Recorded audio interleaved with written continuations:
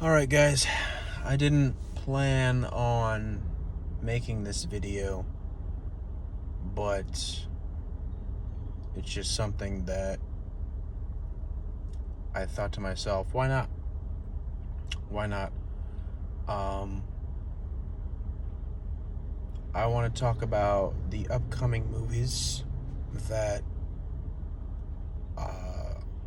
I'm going to see in June. What do we have for this month? Yeah, just kind of start some dialogue on what's coming up, talking about them a little bit. Just something that interests me on doing. But we're starting off with Disclosure Day coming up this Thursday. Steven Spielberg.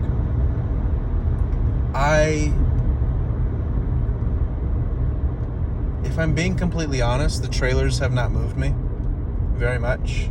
They really haven't. It feels a little derivative. It feels like a formula of everything we've already seen before. Yeah, but I've heard some great things. Some people have been saying it's Spielberg's best in 20 years. I don't know if I can fully believe that, but what do I know? They saw the movie, I haven't. So, I love Emily Blunt. When she wants to turn it up, she's amazing. I've loved her in A Quiet Place, but I think that nobody should ever doubt her abilities to lead, or just her abilities, period, after what she did in Oppenheimer. That, man, I don't even know what to say about that to this day. Kitty was such an amazing character. That was such a great performance. She is so good. So Spielberg, Emily Blunt, Josh O'Connor. I love Josh O'Connor. What he did in that most recent Knives Out movie, I thought the movie was fine. It was solid, but he is also a phenomenal actor. So it has all the ingredients of being a solid movie. And Spielberg, to my knowledge, or to my perspective, The Fabelmans was only what, 4 years ago? To my understanding, Spielberg still has his fastball. That man has not missed a step. He still makes these very passionate projects. I think the alien discourse that we're in now, I think it's just coming from outside influence on how I feel when it comes to the subject matter that he's tackling. But if I'm still looking forward to it, if people are saying these great things, I'm absolutely still coming in with high hopes and good expectations. I don't want to say high expectations, but good expectations. So that's Disclosure Day. I really didn't think much of it until people saw it already and started saying what they were saying. So I'm looking forward to that. And then the week afterwards is a big one. Very big one. We got Toy Story 5. I don't care what anybody says. I am very excited for that. I am very, very excited for that. When it was announced a couple years ago, I was like, I should be quote unquote disappointed. I should probably be feeling something negative. But ever since it was announced, I've just kind of had this weird inkling. I've had this weird, like, you know what, guys? I think... Did I even know he was directing it? I think when I found out Andrew Stanton was the filmmaker, I think that was when I was like, yeah, no. Here's the thing about Toy Story, guys, that isn't like a lot of other drawn out franchises, especially kids franchises. They are not... Tim Allen and Tom Hanks really care about those characters. And the whole team around Toy Story, I know people feel weird about Toy Story 4. I understand that. I understand it was nowhere near as well received as the first three. I still like that movie a lot. And if it's one thing about the team around Toy Story, I mean, damn near 30 years later, these guys really give a shit.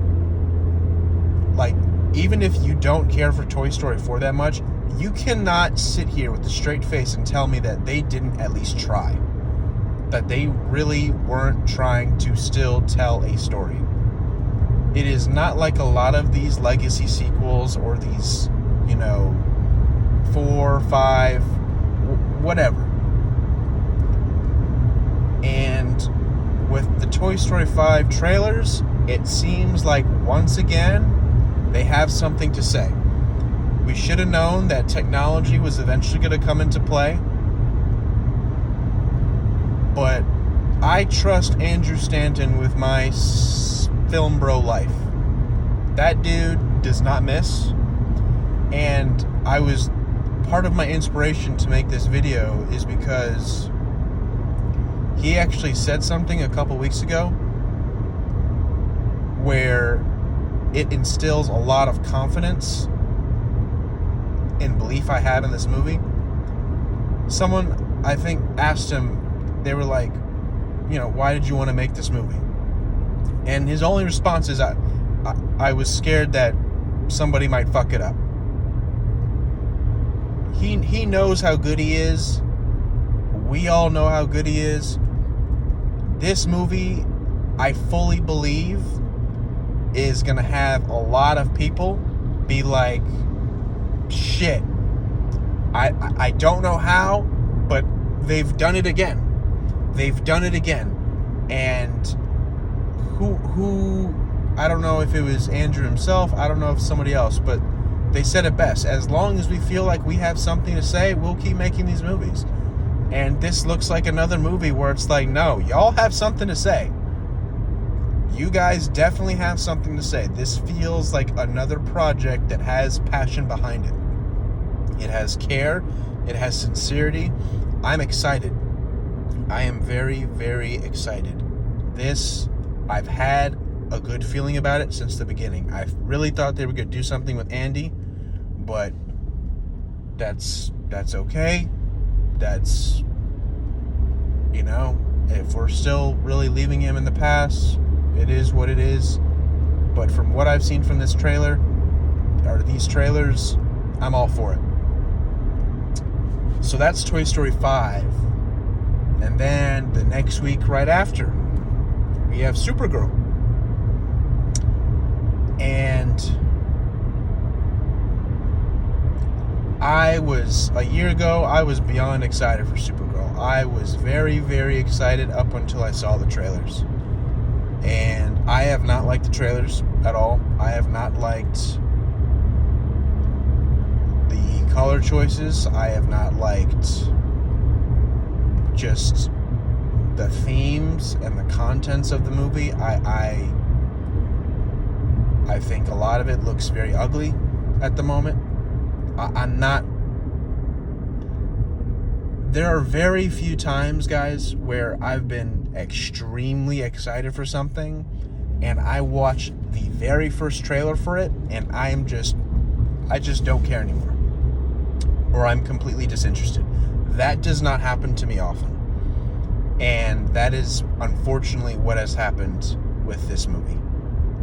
I felt the soul get sucked out of me the second I watched it. I'm like, oh wow, no, I don't like this at all. I don't like what I'm seeing at all. Now, there are some miracles.